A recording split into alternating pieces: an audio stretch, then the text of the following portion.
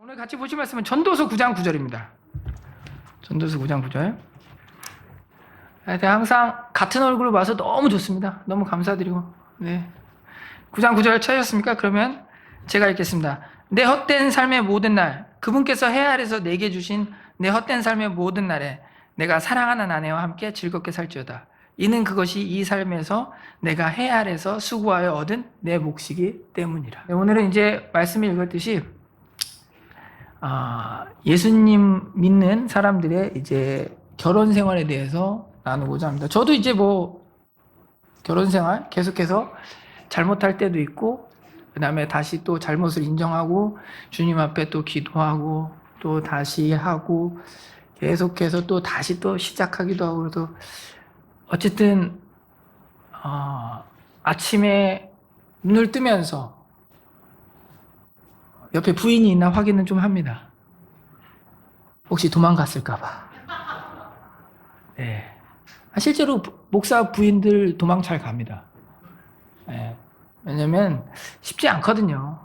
네.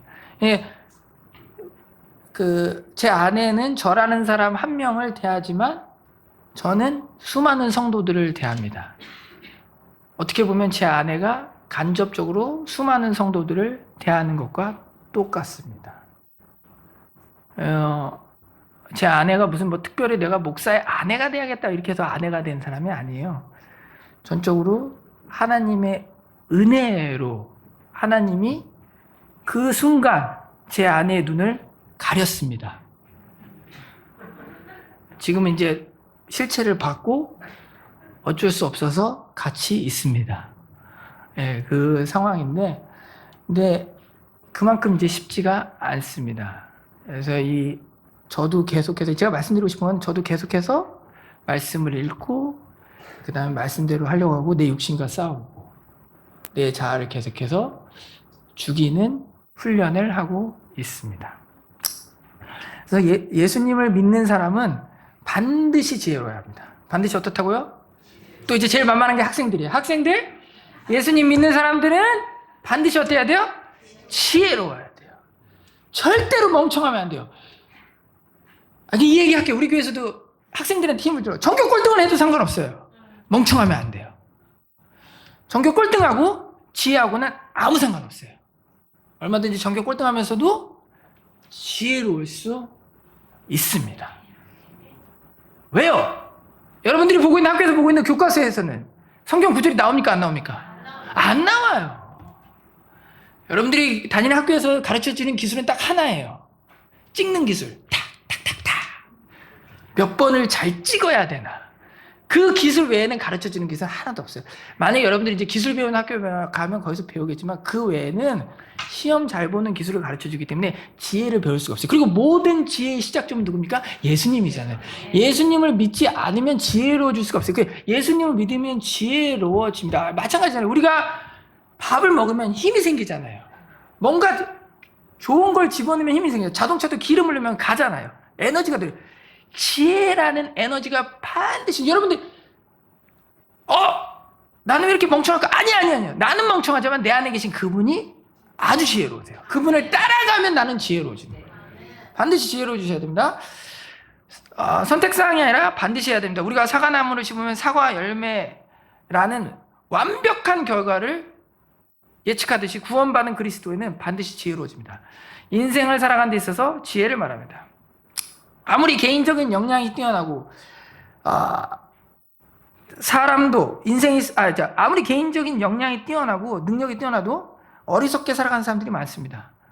우리는 너무 자주 봅니다. 돈이 많고 매너도 좋고 말도 잘하고 완벽해요. 제가 구원받기 전에 춤을 좀 췄었습니다. 근데 그때 가면 이제 박모 씨의 노래가 나와요. 아시죠? 박모 씨라고. 있잖아요. 요즘 목사양 행사하는 양반. 그 노래 참 좋아요. 거기에 맞춰서 춤을 제가 기가 막히게 췄었습니다. 근데 이혼한 거 아시죠? 얼마나 잘 가르쳐요. 얼마나 뛰어나요. 그런데 어리석은 행동을 했습니다. 뭘 했습니까? 이혼. 왜? 성경에 나오죠. 하나님이 맺어주신 것을 사람이 네. 박모 씨 매출이 1,000억이 넘어요. 제가 무서워서 이름을 다 말을 못 하잖아요. 고소당할까봐. 네.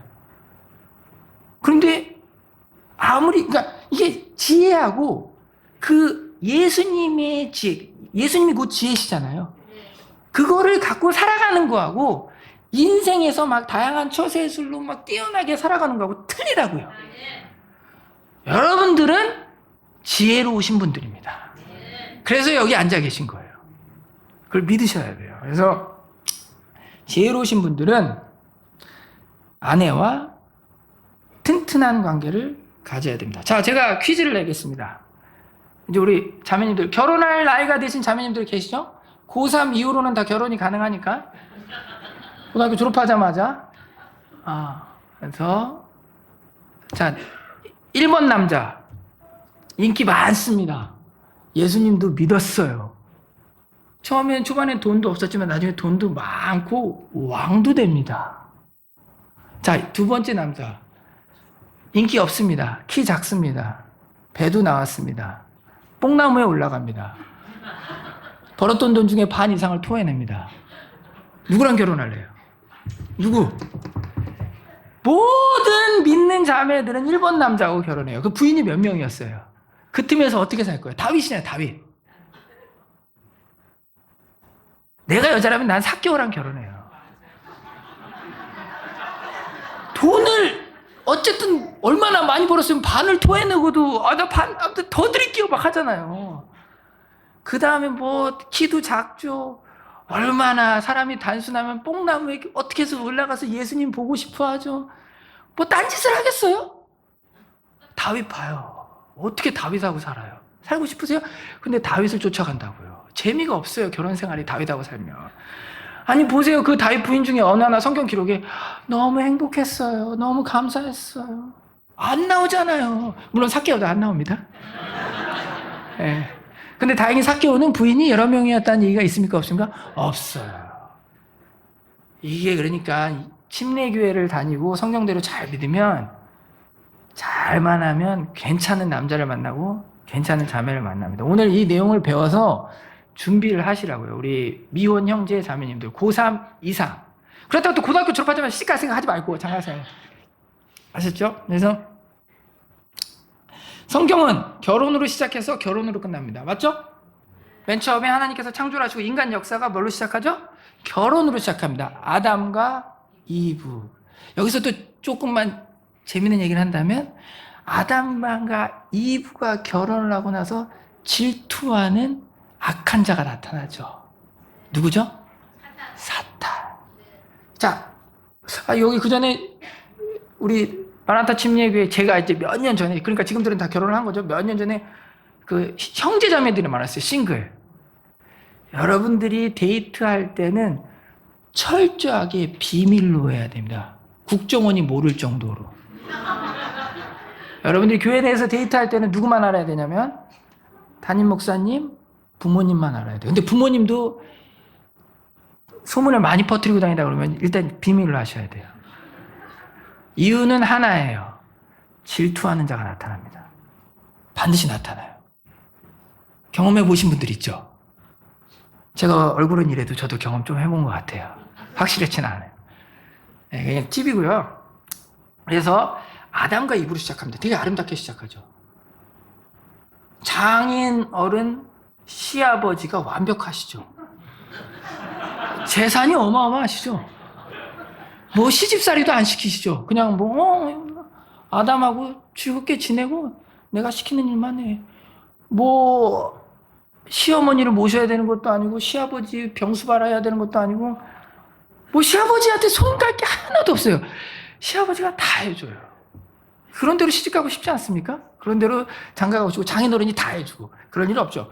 근데 그렇게 잘하고 있는데 그렇게 시작합니다. 그리고 우리의 맨 마지막도 누구와의 혼인잔치입니까? 그래서 믿는 사람들의 결혼 생활은 너무나 중요해요. 이게 왜냐하면 성경적으로 살아가고 있다는 거는 결혼 생활에 그대로 반영이 돼야 돼요. 여러분들은 굉장히 훌륭한 교회에 다니고 계십니다. 굉장히. 왜냐하면 훌륭한 말씀이 있고 그리고 결혼 상담이 가능하신 목사님이세요. 되게 중요해요. 여러분들이 어딜 가든지 어떤 목사를 받든지 나의 결혼 생활을 상담할 수 있어야 됩니다. 여기 혹시 솔로몬 같은 분 계세요? 형제님 중에? 후궁이 700명 뭐 없잖아요. 임동선 목사님은 말 얘기 안 하세요. 여러분들하고 이런 어떤 그 부부이 관련되고. 그래서 반드시 어떠한 의문점이 있거나 어려움이 있거나 하면은 꼭 상담을 하시기 바랍니다. 다윗 솔로몬급이 아니시라면 뭐든지 얘기하셔도 돼요. 막 모든 걸 다 얘기하라는 건 아니에요. 그래서 여러분들이 꼭 튼튼한 결혼 생활을 유지하시기 바랍니다. 성경은 우리 결혼 생활에 굉장히 중요함을 얘기해 주고 있고요. 결혼 생활을 튼튼하게 갖지 못한다는 것은 부실한 기둥을 가지고 있는 건물과 같습니다. 인생은 실험 장소가 아닙니다. 우리는 실험할 시간이 없습니다. 단지 우리는 예수님을 믿고 따르면 됩니다. 그 과정 중에 생기는 모든 문제는 반드시 그분이 해결해 줍니다. 믿으셔야 돼요. 그래서 우리에게 말씀이 있는 거예요. 유일하게 결혼 생활에 대해서, 그러니까 결혼의 창시자가 누구시죠? 하나님이시잖아요. 제일 잘 아세요. 그리고 우리가 구원받은 형제 자매가 결혼할 때 여전히 아담과 이브처럼 내 친정 아버지, 시아버지, 내 아버지가 누구시죠? 하나님이시잖아요. 너무 잘 아세요. 그래서 말씀을 믿고 결혼 생활을 해 나가시면 돼요. 그래서 구원받은 형제 자매들의 결혼이 너무나 축복스러운 겁니다. 왜냐하면 하나님 아버지가 계시기 때문에, 그리고 예수님이 계시고 성령님이 계시기 때문에 삼중으로 지켜주고 있는 겁니다. 믿으셔야 돼요. 믿으셔야 돼요. 여러분, 제가 어느 순간부터 기도의 힘을 얼마나 절실하게 받아들였냐면, 논산에 내려가서 위기 상황이 좀 몇 번 있었었어요. 실질적으로 죽을 뻔한 적도 있었었어요. 근데 살았어요. 원래 죽었어야 돼요. 근데 살았습니다. 여러분 가정 다 보호막이 있어요. 하나님께서 보호해줘요. 이건 제 얘기가 아니에요. 성경에 나오는 거예요. 아니, 창세기를 보세요. 아담 이후로부터 그 계보에 나온 아브라함, 이삭, 야곱 보세요. 얼마나 많은 위기, 자기의 잘못, 죄, 실수 다 하는데도 어떻게 되죠? 하나님이 늘 함께 해주시잖아요. 보호해 주시잖아요. 내가 잘못을 하건, 내가 죄를 짓건, 내가 실수를 하건, 아니, 세상에 그렇게 비겁한 남자들이 어디 있어요? 물론 저도 그랬지만 여자를 앞세우잖아요. 자기 목숨을 구하기 위해서 거짓말도 하고. 근데 하나님이 다 다시 보호해 주잖아요. 나는 잘못했는데. 그러니까 우리 자매님들, 우리 친정아버지 남편 믿을 수 없어. 근데 여러분들의 진짜 친정아버지는 누굽니까? 하나님. 믿으시라고요. 아무 걱정 마시라니까요. 실제 친정아버지를 믿지 말고, 실제 친정아버지는 내 엄마한테 맡기고 모른 척하고 살아도 돼요. 진짜로 나를 보여준 하나님 아버지를 믿으시라고. 꼭 믿으시기 바랍니다. 자, 이 오늘 말씀해 보시면 영어로 보게 되면 이렇게 나옵니다. 동사가 먼저 나옵니다. Live joyfully. 명령어입니다. 이게 내가 해도 그만 안 해도 그만이 아니라 반드시 해야 돼요. 아내와 즐겁게 사는 건 명령입니다. 형제님들 아셨죠?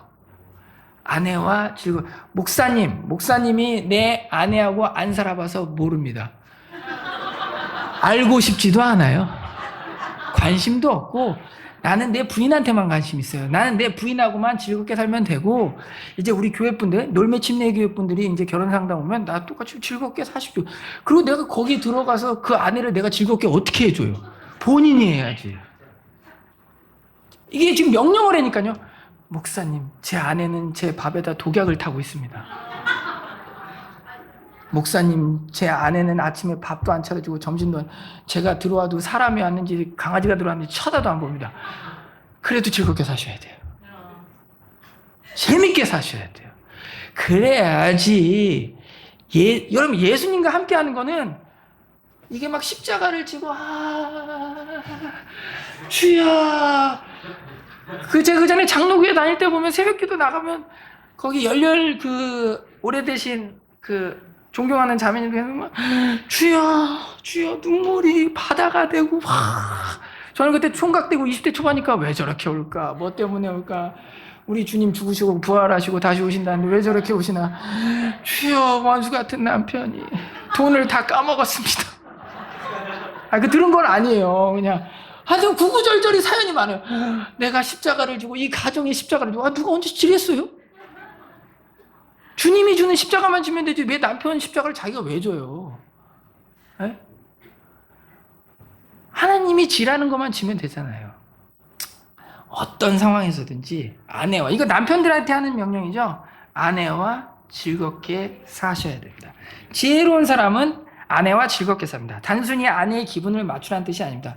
결혼한 부부가 예수님을 따라 살아간다면, 그들의 기준이 예수님이 된다면 그들은 반드시 즐거운 삶을 살아가게 됩니다. 자, 잠언 3장 13절 보실까요? 잠언 3장 13절. 잠언 3장 13절. 잠언 3장 13절. 유명한 말씀이죠. 잠언 3장 내용 전부 다. 찾으셨죠? 제가 읽겠습니다. 지혜를 찾는 사람과 명철을 얻는 사람은 행복하도다. 그러니까 여러분들 주인공이 바뀌면 안 돼요. 행복이 주인공이 되면 안 돼요. 예수님이 주인공이 돼서 남편과 아내가 예수님을 따라가면 즐거워질 수밖에 없습니다. 자, 이제 우리가 예수님이 뭐가 되죠? 신랑이 되죠? 우리가 신부가 되죠. 신랑 되시는 예수님을 만나는 일이 괴롭고 힘들고 두려운 일입니까? 아니면 마음이 콩닥콩닥 뛰고 흥분되고 즐거운 일입니까? 어마어마하게 즐거운 일이잖아요. 그래서 오죽하면 바울이 그러잖아요. 나는 지금 당장이라도 어떻게 하고 싶다?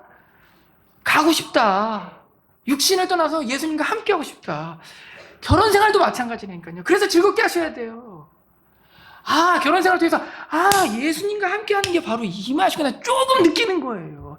그래서 주신 거예요. 예수님과 함께 하는 게 얼마나 즐거운가를 직접 조금이라도 느끼게 하려고. 제가 장가 가기 전에는 주님 저 장가 간 다음에 와주십시오. 진짜 그렇게 기도했어요. 말도 안 되는 기도죠. 근데 주님 저 장가 간 다음에 와주세요. 그런 이제 솔직한 마음이 있었죠. 그 다음에 장가 가고 나니까 욕심이 생깁니다. 우리 애들 시집 간 다음에 와주시면 감사하겠습니다. 아니면 원하시는 대로 오시는 거죠. 받아들이죠. 결혼 생활을 즐겁게 하시면 그만큼 결혼은 굉장히 즐거운 겁니다. 시편 133편 1절에 이렇게 써 있습니다. 보라, 형제들이 하나가 되어 동거함이 어찌 그리 좋으며 어찌 그리 기쁜가. 하나님께서 나를 위해서 보여주신 사랑을 알게 되면 상대방이 주는 불편함이 나에게는 큰 불편함이 되지 않습니다. 오전 예배 때 말씀드렸죠. 예수님께서는 죄인들이 주는 불편함, 어리석음에 대하여 불편해하거나 괴로워하지 않았습니다. 그 어떠한 상황 속에서도 변함없이 죄인들을 사랑하셨습니다. 어리석은 사람이 되고 싶으신가요? 아내와 매일같이 싸우시기 바랍니다. 모든 문제를 가지고 끊임없이 아내와 토론을 하면서 싸우시기 바랍니다. 어리석은 삶을 살고 싶으시면. 할 얘기가 얼마나 많아요. 많잖아요. 왜냐하면 예를 들어서 요즘 30살에 결혼한다고 쳐요. 예를 들어서 원래 독립침례교회는 23, 4살만 돼도 결혼하는 게 더 좋죠. 일찍 결혼할수록 좋아요. 학생들이 너무 복잡하게 인생 생각하지 말아요. 기도해서 남편 나타나고 그냥 3가지 서류만 받으면 돼요. 3가지 서류. 첫 번째 건강증명서, 그 다음에 2번째 범죄기록증명서. 왜요? 모르잖아요. 전과자인지 아닌지. 그 언니선교사 전과자잖아요. 마약거래 했던 사람 아니에요. 네. 나 같으면 시집 안 보내요, 그 사람한테. 안수를 받았던 뭐 했대. 그 다음에 건강기록증명서, 그 다음에 뭐라고 그랬죠? 하나는? 범죄기록증명서. 원병제 하나는 뭐죠? 신용정보조회서. 빚이 있으면 안 되잖아요. 그리고 그 서류가 진짜인가 가짜인가를 반드시 확인하시고요. 1년 된 걸 띄우면 안 되잖아요. 결혼하기 전에 또 빚을 얻으면 안 되니까. 네. 그래서 학생들, 하나님께서 우리에게 주신 선물이에요. 에덴 동산의 맛을 조금이라도 볼 수 있도록, 완벽하지는 않지만 조금이라도 볼 수 있도록, 그래서 예수님을 만나는 걸 소망할 수 있도록 누굴 통해서? 배우자를 통해서 배우자를 사랑하고 배우자를 섬기고 때로는 배우자와 인내하고, 근데 그 모든 동기가 내가 대단한 그리스도인이기 때문이 아니라 내가 사랑받은 자이기 때문에 그 사랑이 모든 거를 덮어버리는 겁니다. 잠언에 나오죠. 사랑은 허다한 죄를 어떻게 한다고 그러죠?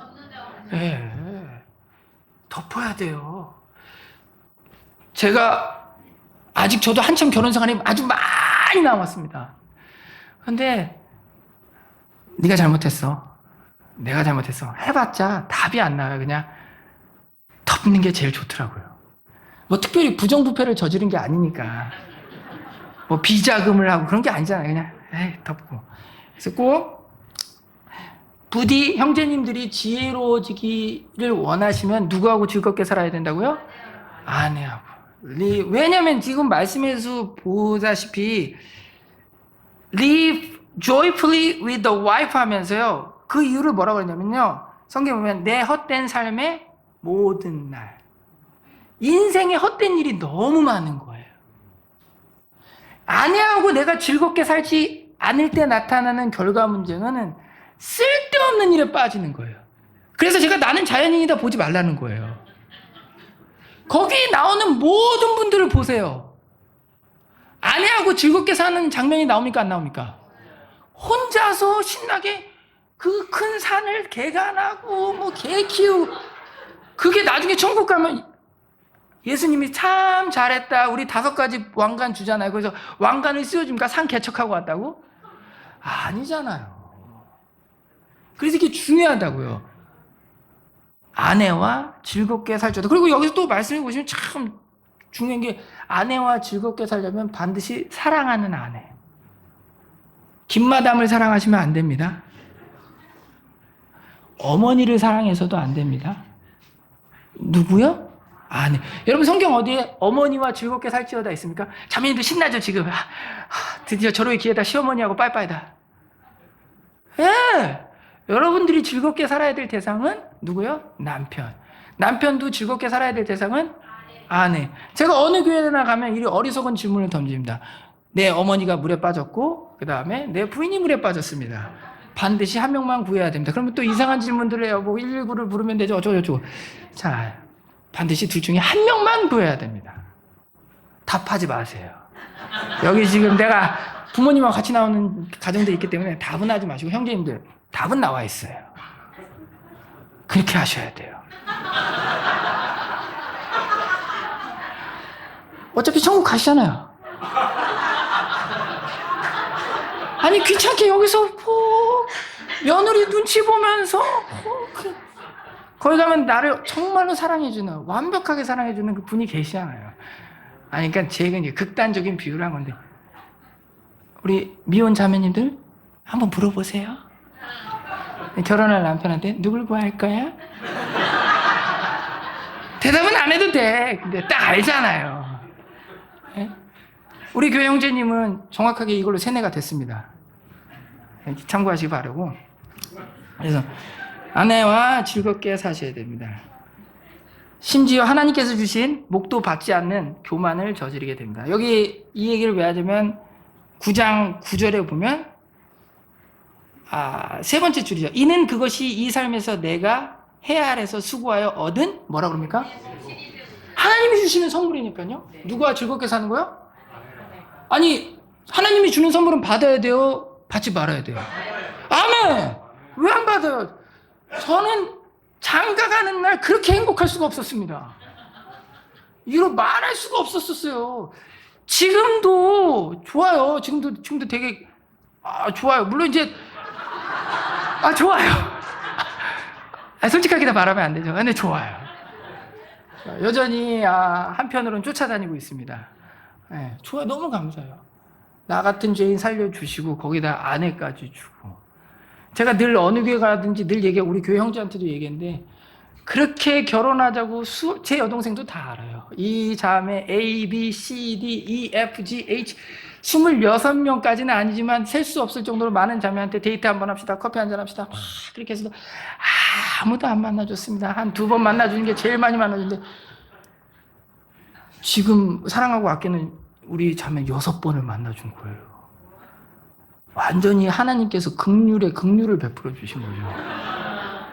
철저히 모든 건 비밀로 했었습니다. 혹시라도 어떻게 잘못될까. 그리고 아는 분은 베리 호프만 목사님. 우리 어머님, 아버님은 알아도 되죠. 교회를 안 다니니까 그때. 그래서 꼭 즐겁게 사세요. 오늘 이 시간을 통해서 형제님들이 예수님, 나 같은 사람도 예수님이 사랑해 주셨는데, 난 지옥 갔어야 되는데, 난 진짜 완전히 이거 말도 안 되는, 이것조차도 교만이 될 수 있어요. 나 지옥 갔어야 돼. 그게 아니라 정말로 실감하는 거예요. 나 완전 길거리 거지였구나. 나는 거렁뱅이였구나. 얻어먹었어야 됐구나. 이 말도 없던, 그런데 날 이렇게 사랑해 주셨는데, 지금도 사랑해 주시는데. 아니, 생각해 보세요. 여러분, 공기 세금 내세요? 공기 세금? 물세 내시죠. 수도세 그거 몇 푼 안 내잖아요. 쓰는 물이 얼마나 많아요. 그리고 햇빛세 내세요. 햇빛세? 하나님이 다 주잖아요. 얼마나 사랑하면. 내가 구원을 받았든 안 받았든 주죠. 헌금을 내든 안 내든 주죠. 전도를 나가든. 햇빛, 공기 없으면 우리 다 어떻게 됩니까? 죽잖아요. 그런 여러 가지 하나님이 주시는 걸 잔뜩 생각하다 보면 부인이 내 얼굴을 핥혀도 그때 잠깐 기분이 나쁠 뿐이지만 그래도 당신밖에 없어 그러는 거예요. 그냥 저도 얼마 전에 좀 마음이 괴로웠는데 하나님께서 역사하셔서 제 아내가 보내준 이메일을 읽게 됐어요. 그게 아직 남아있더라고요. 데이트할 때. 그걸 읽는데 너무 귀여운 거예요. 너무 이쁜 거예요. 아니 정말 그랬어요. 그래서 너무 더 사랑스러워지는 거죠. 그래서 예수님의 사랑을 아는 형제, 여러분들 되게 중요합니다. 여러분들이 머리시잖아요. 그리고 여러분들이 이 교회에 어떻게 보면 기둥이시잖아요. 여러분들이 굳건하게 쓰셔야지만 이 교회가 나중에 침례자를 안 뺄 거 아니에요. 그리고 여러분들이 굳건하게 서서 어디 가서 다른 교회를 섬기더라도 그 교회에 가서 지금 우리 훌륭하신 임 형제님처럼 하실 거 아니에요. 아내와 즐겁게 살기 위해서는 항상 한 몸이 되어야 합니다. 뭐가 되어야 된다고요? 한 몸. 늘 아내와 함께 해야 합니다. 성경 창세기에 나오는 모든 인물들을 보면 성경에 나오는 아브라함, 야곱, 이삭 항상 집사들하고 다녔습니까? 아니면 부인하고 다녔습니까? 부인하고 다니잖아요. 늘 부인과 어디를 가든지 어디에서 무엇을 하든지 늘 아내와 함께합니다. 목사님 그 24시간 300년 그 얘기를 하는 게 아니에요. 늘 함께 하시라고요. 회사가 끝나고 돌아왔을 때도 아내와 시간을 꼭 가지세요. 그 습관을 만드셔야 돼요. 아내와 늘 얘기하는 습관. 무슨 얘기든지 좋아요. 저는 심지어 그런 얘기도 합니다. 여보 나 얼마 전에 키를 쟀어. 진짜 키 쟀어요. 사진도 찍었고 기분이 너무 좋았고 키가 큰 거예요. 제 목표 키는 165cm였거든요. 군대 입대할 때 분명히 163으로 나왔거든요. 근데 165가 된 거예요. 그래서 부인한테 여보 나 165가 됐어. 얼마나 한심해 갔어요. 전화해 먹고 165가 돼도 그래도 그냥 네. 자주 얘기를 하세요. 늘 함께 하세요. 함께. 예배당도 함께 나오시고 놀러 갈 때도 함께 가시고 수련회도 함께 가시고 뭘 하든지. 저도 오늘 제 아내랑 데리고 오고 싶었는데 아내가 교회에 있어야 돼갖고 애들 또 반주돼야 돼. 그래서 같이 못 왔습니다. 그래서 오늘 또 저 때문에 시험 드시면 안 됩니다. 그러니까 여러분 꼭 함께 하셔야 돼요. 그래서 우리 교회에서는 그걸 훈련시키는데도 쉽지는 않더라고요. 항상 남편 옆에 부인이 앉게끔. 애들을 가운데 놓으면 안 돼요. 절대로 둘 사이에는 그 어떤 것도 들어오면 안 됩니다. 그게 들어오는 순간 예수님은 사라지는 거예요. 여러분의 중심에는 오직 예수님만 있어야 돼요. 그래서 남자와 여자가 부모를 떠나 한 몸이 될지니라를 창세기에서 끝납니까? 신약 성경에 또 나옵니까? 또 나오잖아요. 늘 손 붙잡고 영혼 육. 그래서 될 수 있으면 같은 믿음, 같은 교회 이렇게 서로 보고 자라. 형제 자매들이 하나의 커플이 되는 게 굉장히 있어요. 침례교 역사에서 보면 한 모임에서 한 공동체에서 그 안에서 결혼식을 하잖아요. 대잔치가 벌어져요. 너무나 귀한 일인 거예요. 너무나 아름다운 일이에요. 왜요? 그 가정에 앞으로 주님을 위해서 할 일, 또 그 가정을 통해서 하나님께서 보내준 자녀들이 사탄한테 얼마나 큰 타격을 줄지에 대한 그 기대, 여러 가지로 너무 잘 보세요. 아담과 이브가 죄를 짓고 떠났지만 소망을 주잖아요. 여자의 누가요? 후손이. 그래서 아내와 즐겁게 살고 이 결혼 생활이 그만큼 의미가 어마어마한 겁니다. 결혼 생활에 대해서 전혀 가르쳐 주지 못하고 결혼 생활에 대해서 전혀 상담할 수 없는 목회자, 그런 교회는 안 가시는 게 좋아요. 아무리 킹 제임스를 써도 여러분들 가서 배울 수 있는 건 있겠지만 제일 중요한, 실제로 내가 예수님을 닮아가는 거를 가장 많이 실천할 수 있는 게 바로 결혼 생활입니다. 맞잖아요. 왜 맞죠? 교회는 일주일에 몇 번 오죠? 몇 번 오죠? 맞죠? 우리 교회는 주일, 수요일 2번 오죠. 부인하고는 일주일에 몇 번 만납니까? 목사님 저 한 달에 한 번, 2달에 3번 만, 그럼 문제가 있는 거고, 부인하고는 몇 번 만나죠? 일주일에? 매일 만나잖아요. 그래서 성경에 이 말씀이 있지 않습니까? 내 몸과 혼을 다하여 하나님을 사랑하고, 그 다음 명령이 뭐죠? 내 이웃을 내 몸과 같이. 어떻게 보면 제 해석이 틀릴 수도 있지만 나한테 지금 가장 가까이 있는 이웃이 누구죠? 아니, 내 부인도 지금 즐겁게 못 해주고 있고 내 부인도 사랑하지 않는데 어떻게 건네떠서 누군가를 어떻게 사랑하고 섬길 수 있겠습니까? 가장 이거 날마다 연습할 수 있는 거예요. 날마다 부인과 즐겁게 살고 그 다음에 부인을 사랑하고 계속해서, 그러면서 여러분들이 예수님을 닮아갈 수 있습니다. 형제님, 우리 자매님들, 형제님들 진짜 형제님들 귀하게 여기세요. 형제님들이 술을 먹기를 합니까? 와서 부인을 두드러 패기를 합니까? 고성방가를 지르기를 합니까? 마약을 하기를 합니까? 도박을 하기를 합니까? 이런 것만 안 해도 대단한 남편이에요. 그렇다고 룸사롱을 다니기를 합니까? 돈이 없어서 못 가는 것 뿐이죠. 진짜 여러분이 제가 여러분들 사생활은 모르지만 마라나타 침례교회에서 지금 임동선 목사님께서 말씀을 통해서 가르쳐주는 대로 하는 형제님들이라면 최고의 남편이에요. 오늘부터 가셔서 자매님들은 내 남편 최고다. 아까 얘기했잖아요. 다윗은 부인이 몇 명? 누구랑 살고 싶으세요? 다윗? 부인 많고 궁궐도 갖고 있고 나라도 갖고 있고 금도 많고. 솔로몬 어때요? 솔로몬 지금까지도 솔로몬의 부는 아무도 못 깨요. 일론 머스크도 못 깨요. 솔로몬이 갖고 있는 부는 어마어마했어요. 정말 일론 머스크도 못 깨요. 솔로몬 부인 되고 싶으세요? 저 같으면 안 해요. 저 같으면 사개오를 선택해요. 뽕나무 올라가는 사람, 나만 사랑해주는 남자, 다른 여자 안 쳐다보고 나만 즐겁게 해주고. 그래야지 여러분들 지혜로워지시고 여러분들이 힘있게 신앙생활을 할 수 있습니다. 자매님들 제발 부탁드립니다. 남편이 자신감 있고 힘있게 교회가 됐던 직장생활이 됐던 무슨 일을 하든 상관없어요. 도둑들 빼놓고 무슨 일, 그러니까 성경에서 하지 말라는 빼놓고 무슨 일을 하든 상관없어요. 그 남편을 최고로 여기세요. 그러면 그 남편이 여러분들을 굉장히 즐겁게 해줄 겁니다. 심지어 아담은 하나님께서 이 남편이 이 아내를 향한 사랑은 성경에, 그러니까 지금 여러분들과 함께 사는 이 마라나타 침례교회 형제님들이 얼마나 여러분들을 사랑하냐면요, 우리의 첫 번째 샘플 아담만 보아도 알 수 있습니다. 아담은 하나님께서 주시는 모든 혜택과 축복, 막대한 상속재산을 포기하고 누굴 선택했습니까?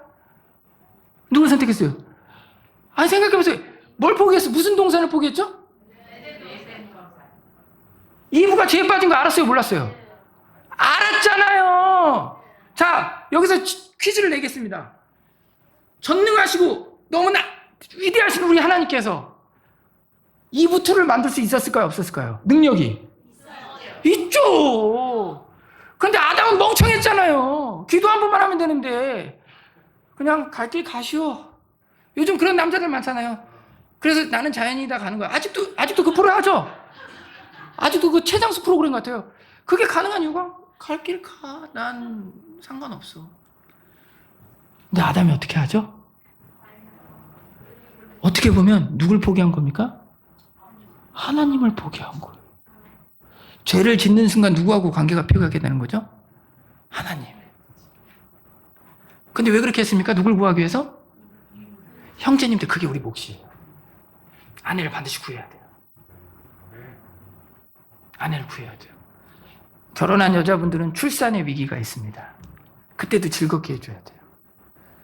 아내 앞에서 어떻게 수단과 방법을 가리지 않고 하다못해 막 그런 뭐 고무장갑 있잖아요. 그걸 막 쓰고 막 그런 거 있잖아요. 하여튼 뭐가 됐든지 별 희한한 스타일로 출산의 위기가 있습니다. 출산에. 근데 잘하셔요. 저는 저도 죄진 게 있지만 애 낳으러 가는데 제가 겁먹어갖고 무서워갖고 벌벌벌 떨면서 막 아버님 들어오세요. 그런데 제가 왜 들어가요? 막 이랬다니까요. 정말 제가 왜 들어가요? 그래. 아버님 와서 태축 자리에서 제가 왜 끊어요? 의사 선생님 끊죠. 큰딸. 네. 이게 사랑은 구하는 거예요. 그러면 즐겁게 지내게 돼요. 아내는 출산의 위기가 있습니다. 그 다음에 또 아내는 갱년기가 있고, 그 다음에 하나님께서 정해준 그 생리 주기가 있고, 그래서 베드로전서인가요? 여자를 어떻게 무슨 그릇으로 여기라고 그러죠? 무슨 그릇이요? 연약한 그릇. 여러분들의 아내는 포스코 강판이 아닙니다. 항상 저도 그걸 되게 못해요. 세심하게. 그러니까 이게 대화할 게 되게 많아요. 늘 관찰하는 거예요. 무슨 우유 좋아해? 이렇게 끝나면 안 돼요. 초콜릿 맛, 딸기 맛, 바나나 맛, 메론 맛, 어떤 우유. 그래서 어느 순간부터는 말하지 않아도 오늘은 초콜릿 맛, 내일은 딸기 맛. 그럼 재밌잖아요. 이게 꼭 많은 노력과 돈을 들이지 않아도 평상시에 꾸준히 관찰하는 거죠. 아니, 왜 그러냐면 하나님께서는 주무시지도 않고 졸지도 않으시고 24시간 365일 내내 우리 전체를 보고 있어요? 나만 보고 있어요? 나만! 1대1이잖아요. 하나님하고 나하고는. 나를 계속해서 아유 이 못난 놈, 아이고 이쁘다 하면서 계속해서 보시잖아요. 나의 신랑 되시는 예수님도 나를 계속해서 보고 있어서 오죽하면 하나님 우편에 앉아서 뭐 하신다고 그러세요? 변론을 내주고 계시잖아요. 오늘 얘가 이걸 잘못했지만 제 보혈을 봐서 참아주세요. 형제님들 부인이 너무나 잘못했어요. 시어머니가 있어요. 누구 편을 들어야 돼요? 답하지 마세요. 이혼합니다. 예수님 어떻게 했다고요? 변론. 이해해 주세요. 저를 봐서 용서해 주세요. 어떻게 해서든지 위기에 빠진 아내를 구하려고 했습니다. 예. 그리고 아내와 즐겁게 살기 위해서는 성경에서 부여한 각자의 임무에 충실해야 합니다. 목사님 진짜 물어봤습니다. 몇 시에 끝나는 거죠? 네. 성경에서 부여한 각자의 임무에 충실해야 합니다. 임마누엘 침례교회 다니면서 가장 많이 들었던 설교가 에베소서 6장인가요? 5장인가 6장? 그 내용을 오빠 목사님 참 강조를 많이 해주셨어요. 그리고 그게 형제 자매들에게 도움이 아주 많이 됐습니다. 남편은 아내를 자신의 몸처럼 사랑하고 아내는 모든 일에 있어서 남편에게 순종해야 합니다.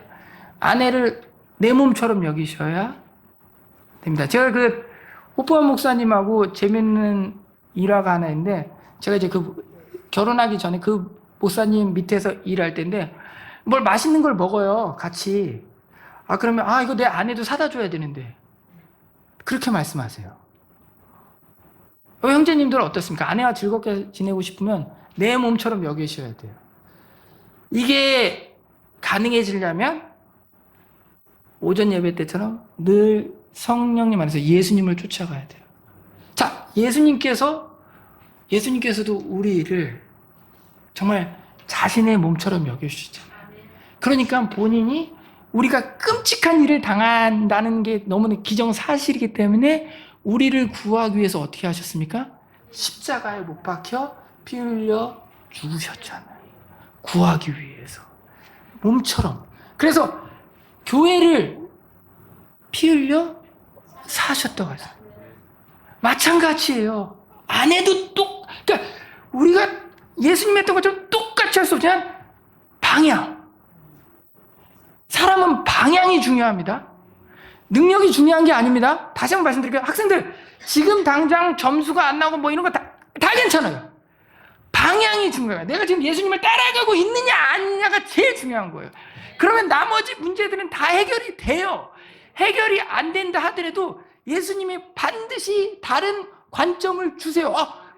미처 발견하지 못했던 거를 보게 해준다고요.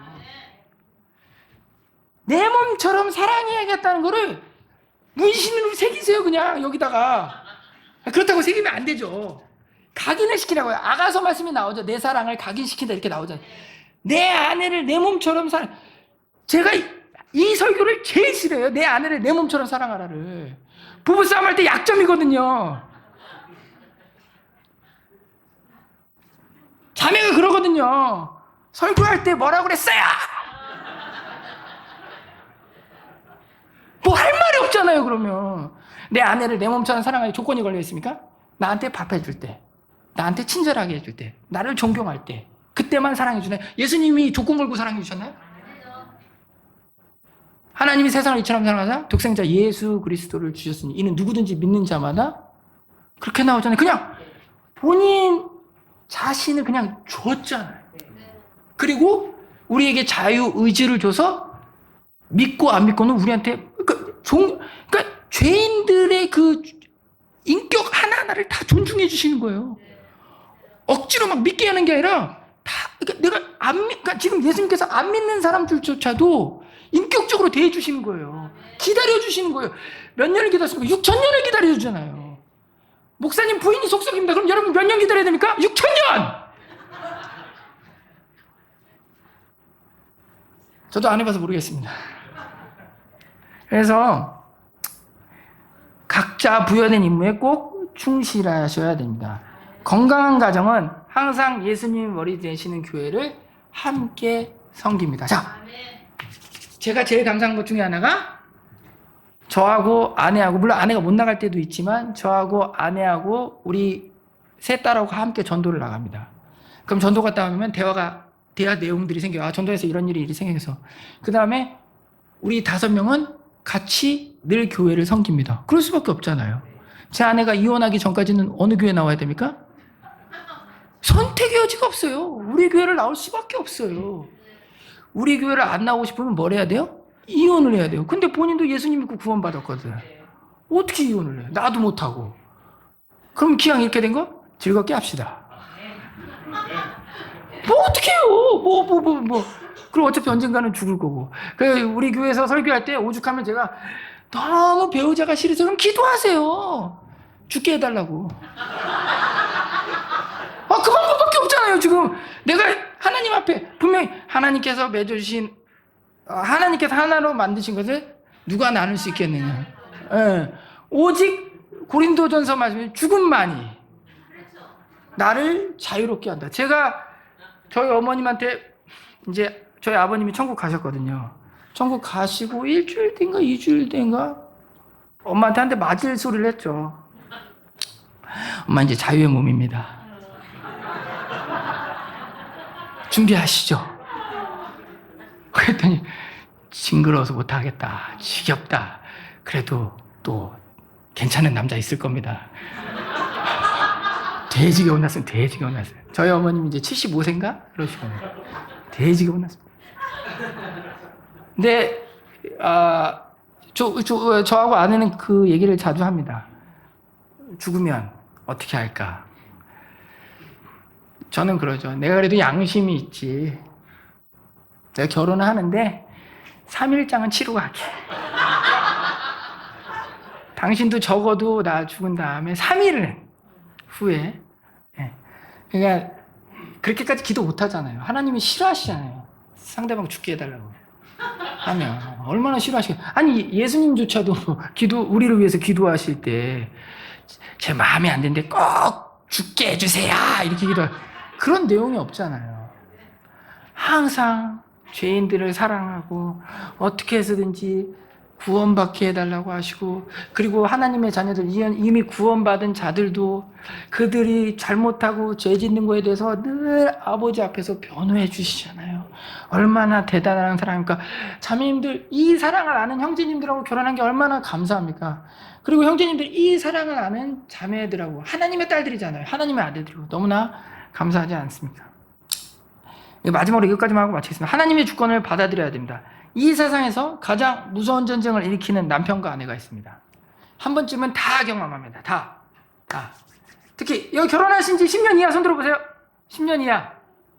10년 이하. 자, 10년 이하. 저를 다 집중해서 보시죠. 10년 이하 부부들에게 정확하게 나타나는 공통점이 있습니다. 아니길 바라지만 나타나는 공통점이 있습니다. 부인을 베스킨라빈스 31으로 생각해요. 자, 베스킨라빈스 31에 가면 뭐 하시죠? 골라 먹잖아요. 내가 원하는 스타일로. 분명히 데이트할 때는 이 남자가 뭐든지 다 해준다고 했거든요. 다 그렇게 얘기해요. 저도 그렇게 얘기했어요. 하늘의 별이라도 따주겠다. 그렇게까지는 얘기 안 하고, 내가 그 마음으로 당신을 사랑합니다. 뭐든지, 그리고 심지어 저는 속으로 이렇게 했어요. 일주일에 한 번씩 데이트한다. 부인하고. 결혼한 다음에도. 고맙게도 제 여동생이 가끔 애들 봐줘서 데이트도 하고 했는데, 일주일에 한 번씩 데이트도 해야지. 부인하고 따로 시간 가져야지. 근데 그때 어떤 결혼 오래 하신 자매님이 오시더니, 저는 왜 제가 이랬어요. 사랑하는 사람들이 이렇게 결혼해갖고, 왜 싸우는 거예요? 교만하게 왜 싸우는 거예요? 얼마나 행복해요. 그리고 저는 일주일에 한 번씩 데이트 할 거예요. 제가 그랬어요. 부인하고 같이요. 일주일에 한 번씩, 괜찮은 커피숍도 갈 거고요. 부인이 원하는 데도 갈 거고요. 부인 여보, 어디 가고 싶어? 그러면 이제, 저는 나름대로 되게 대접한다고 해요. 여보, 내가 오늘 스타벅스 데리고 갈게. 스타벅스 굉장히 대접하는 거예요. 제 기준으로는. 근데 제 부인이 나중에 고백하는 거예요. 여보, 나 거기 싫어. 더 좋은 데 있잖아. 거기 커피값이 더 비싸요. 그럼 이제 계산기가 막 돌아가죠. 아니, 스타벅스도 수준 높은데 왜 더 이상 그랬더니 더 수준 높은 게 뭐냐면 폴바셋이라고 또 있대요. 형제님들 죄송합니다. 꼭 거기 안 가셔도 돼요. 하여튼 폴바셋 가자는 건 아니고, 무슨 일이 벌어지냐면 바꾸려고 그래요, 배우자를. 내가 원하는 대로.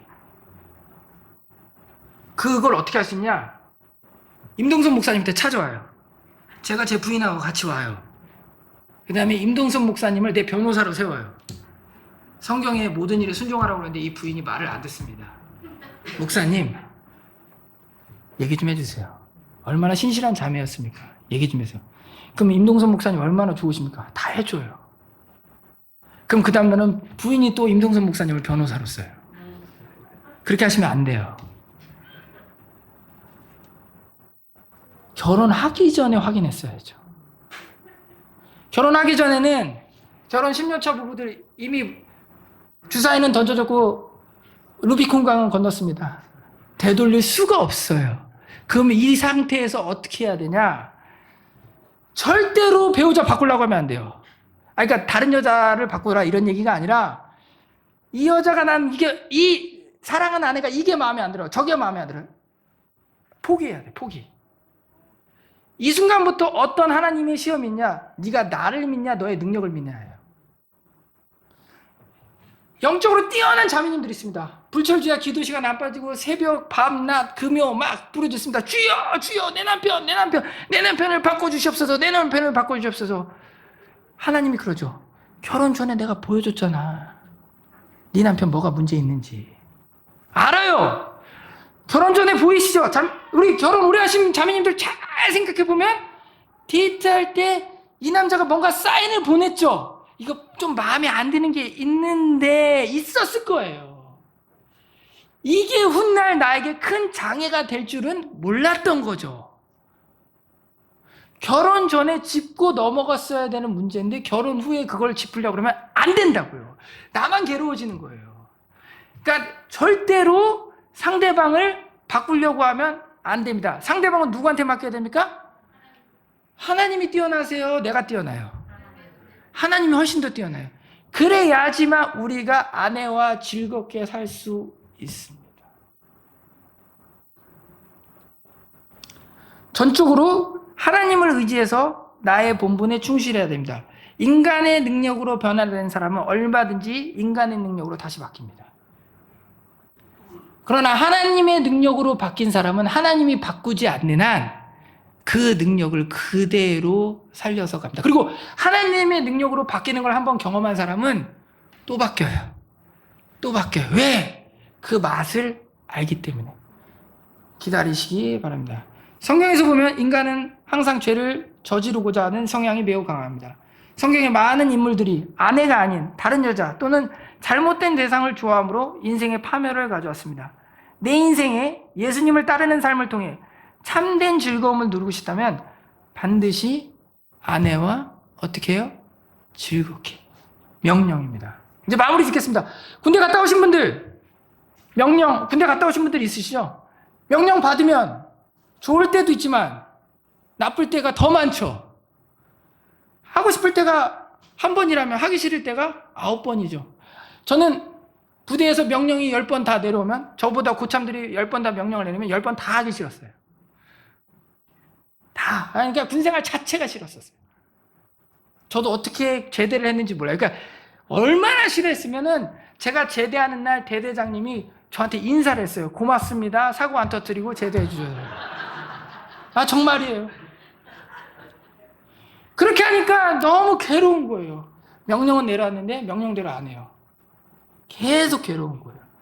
근데 명령대로 하면 문제가 없어요. 아내와 즐겁게 살지어다. 즐겁게 사세요. 기도하겠습니다. 우리가 가정의 문제를 생각할 때 이거는 단지 가정만의 문제가 아닙니다. 교회를 세우는 것과도 관계가 있습니다. 교회가 건강해야 복음도 전해지고 많은 사람들이 더 주님을 알 수 있는 기회가 생기죠. 그런데 교회가 건강해지려면 건강한 가정이 세워져야 되는 거예요. 내가 가정을 깨트리려고 하는 거는 교회에 대해서도 무책임해지겠다고 하는 거죠. 오늘 이 말씀을 생각하면서 하나님, 제가 가정을 지켜가는 사람이 되기를 원합니다.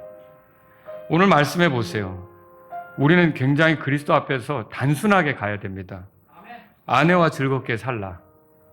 명령입니다. 알았습니다, 주님. 알았습니다, 주님. 그러면 하나님께서 일하신다는 거죠. 그런데 이 명령을 듣고도 계산이 많아지고 복잡해지면 지혜로운 사람이 아니라 어리석은 사람의 길을 가게 된다는 것입니다. 다른 사람이 아니라 아내와 살라 그러죠. 그것도 함께라는 말이 붙었습니다. 분명히 아내와 함께 즐겁게 살지어다. 너 혼자 자연인 되지 말라는 거죠. 너 혼자 신앙생활 하겠다고 하지 말라는 거죠. 너 혼자 잘 나가겠다고 하지 말라는 거죠. 하나님의 짝을 주셨으면 아내와 함께 그렇게 즐겁게 살라고 말씀하신 거죠. 주님, 이 말씀을 제가 지켜가겠습니다. 인생에 있어서 쉽지 않은 날들이 많지만 하나님이 주신 아내와 더불어 건강한 가정을 이루며 하나님의 교회를 충직하게 세우는 사람이 되기를 원합니다. 나는 부족했습니다. 나는 연약했습니다. 주님께 집중하지 못했습니다. 많은 것들이 눈에 들어오므로 내가 옳게 가지 못했습니다. 여러분, 형제님들 가운데 오늘 이 말씀에 기쁘게 순종하길 원한다면 주님 앞에 나아가십시오. 하나님이 짝지어 주신 이 아내와 즐겁게. 여러분, 여기서 또 그게 내 몫이라고 그랬어요. 왜 하나님이 주신 몫을 일부러 걷어차는 교만을 범합니까? 하나님께서 주신 거라면 기쁘게 하나님 누리겠습니다. 이래야 되는 거지. 하나님이 주셔도 난 걷어차겠습니다. 여러분, 이거는 하나님께 대한 도전이 된 거죠. 여러분과 제가 오늘 이 말씀을 생각하시면서 형제님들, 저는 오늘 말씀을 들으면서 웃기도 많이 했지만 또 마음에 많은 것들을 생각하게 됐습니다. 여러분 가운데 하나님, 제가 주님의 명령대로 단순히 가기를 원합니다. 그런 남편이 되기를 원합니다. 이런 분들이 있다면 이 시간 주님 앞에 나아가서 기도하십시오. 또한 여러분 가운데 아내로서 나의 남편이 정말 나와 즐겁게 사는 것이 되도록 나도 남편을 세워주고 남편을 덮어주고 남편에게 잘하기를 원합니다. 이런 분이 있다면 아내로서 여러분 주님 앞에 나아가시기 바랍니다. 내 남편이 나와 함께하는 것을 즐거움으로 여길 수 있도록 잘 헌신할 수 있기를 원합니다. 이런 분이 있다면 이 시간 주님 앞에 나아가십시오. 오늘 말씀을 생각하면서 여러분이 주님 앞에 나아가시면 좋겠습니다.